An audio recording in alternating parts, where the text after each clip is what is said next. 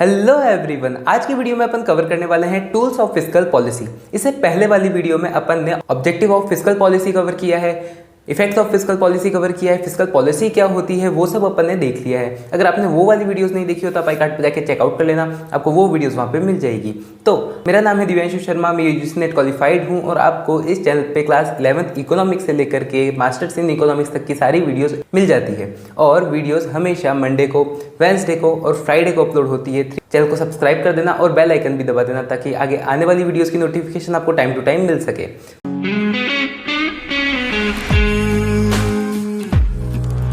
Start करते हैं अपन tools of fiscal policy से।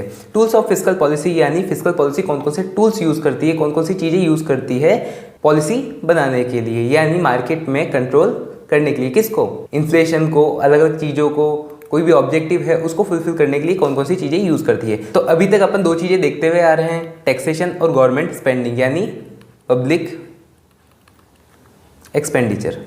ठीक है, इसको अपन गवर्नमेंट स्पेंडिंग को पब्लिक एक्सपेंडिचर भी बोलते हैं। तो ये सारी चीज़ें अपन देखते हुए आ रहे हैं। और एक और चीज़ें होती है पब्लिक डेब्ट मैनेजमेंट। अब इसको अपन कैसे यूज़ करते हैं, यानी गवर्नमेंट इसको कैसे यूज़ करती है, कैसे नहीं करती, इन सारी चीज़ों को अपन डिटेल में देखेंगे कि मतलब टैक्सेशन के अंदर कौन कौन से टैक्सेशन होते हैं। ये भी अपन आगे वाली वीडियोज में कवर करेंगे। गवर्नमेंट स्पेंडिंग देखेंगे आज, और अपन देखेंगे डेब्ट मैनेजमेंट कैसे यूज़ होता है। तो सबसे पहले बात करते हैं अपन टैक्सेशन। टैक्सेशन कैसे यूज़ होता है? टैक्सेशन यानी जो भी नॉर्मल पीपल पे टैक्स लगता है वो टैक्सेशन के अंदर इंक्लूड होता है, यानी गवर्नमेंट का रेवेन्यू अपन एक तरह से इसको कह सकते हैं। तो government uses various types of taxes to influence economic activity, मतलब इकोनॉमिक एक्टिविटी को इन्फ्लुएंस करने के लिए, मतलब इकोनॉमिक एक्टिविटी में फ़र्क डालने के लिए। जैसे अगर कम चल रही है तो उसको बढ़ाना, बढ़ी हुई है मतलब ज़्यादा तेज़ चल रही है तो उसको स्लो करना। तो मतलब एक्टिविटीज़ को इन्फ्लुएंस करने के लिए गवर्नमेंट क्या यूज़ करती है? टैक्सेशन यूज़ करती है। तो देखो, by adjusting taxation and structure, government can encourage or discourage certain behaviors like stimulate investment and generate revenue to finance public services and infrastructure project। मतलब गवर्नमेंट क्या करती है? टैक्सेशन को चेंज करके, टैक्सेशन रेट को चेंज करके, taxation के structure को चेंज करके गवर्नमेंट क्या करती है? स्टिमुलेट करती है, मतलब फ़र्क डालती है किस पे? इन्वेस्टमेंट पे। कि अगर टैक्सेस बढ़ जाते हैं तो अपने पास पैसा कम रहेगा तो अपन इन्वेस्टमेंट कम करेंगे, टैक्सेस कम हो जाते हैं तो अपने पास पैसा ज़्यादा रहेगा और अपन इन्वेस्टमेंट ज़्यादा कर सकते हैं। और अगर दूसरी चीज़ों पे, जैसे कुछ बिहेवियर पे, जैसे परचेजिंग बिहेवियर पे भी टैक्स रेट से इफेक्ट होता है। तो इन सारे इफेक्ट से गवर्नमेंट क्या करती है? इन्वेस्टमेंट को इन्फ्लुएंस करती है और रेवेन्यूज़ भी जनरेट करती है। अब रेवेन्यू ज़्यादा होंगे तो गवर्नमेंट क्या करेगी? एक्सपेंडिचर अच्छा करेगी। तो ऐसी सारी चीज़ों से फ़र्क पड़ता है। अब अगर अपन इसको एज ए इकोनॉमिक वे में देखें तो इस पर कैसे फ़र्क पड़ता है? तो देखो, टैक्सेस अगर इंक्रीज होते हैं तो उससे क्या होगा? इन्वेस्टमेंट डिक्रीज हो जाएगी, क्योंकि ज़्यादा अमाउंट टैक्स के रूप में देना पड़ेगा। और जैसे ही इन्वेस्टमेंट डिक्रीज होगी तो इकोनॉमिक ग्रोथ डिक्रीज हो जाएगी। समझे? अब सीधा सा क्या फ़र्क है? टैक्स इंक्रीज तो इकोनॉमिक ग्रोथ डिक्रीज। और अगर अपन देखते हैं टैक्स डिक्रीज हो जाते हैं तो इन्वेस्टमेंट इंक्रीज हो जाती है, और इन्वेस्टमेंट इंक्रीज होने की वजह से इकोनॉमिक ग्रोथ जो होगी वो बढ़ जाएगी, क्योंकि टैक्सेस कम होंगे, लोगों के पास कैश इन हैंड ज़्यादा रहेगा। कैश इन हैंड ज़्यादा रहेगा तो वो इन्वेस्टमेंट ज़्यादा करना प्रेफर करेंगे। तो टैक्सेस डिक्रीज तो इकोनॉमिक ग्रोथ इंक्रीजेस। फिर उसके बाद अपन चलते हैं गवर्नमेंट स्पेंडिंग पे। गवर्नमेंट स्पेंडिंग यानी गवर्नमेंट का खर्चा।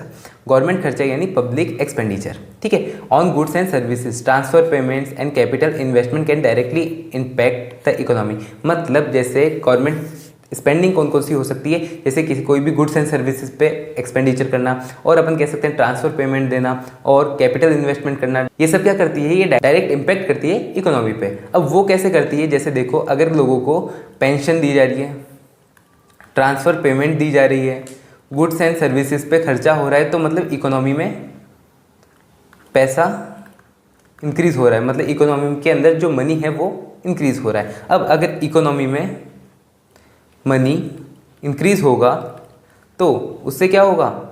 इनकम लोगों की बढ़ जाएगी। इनकम बढ़ जाएगी तो क्या होगा? एक्सपेंडिचर भी बढ़ जाएगा लोगों का, और एक्सपेंडिचर बढ़ेगा तो वापस इनकम बढ़ेगी, और इससे क्या होगा? ग्रोथ इंक्रीज हो जाएगी।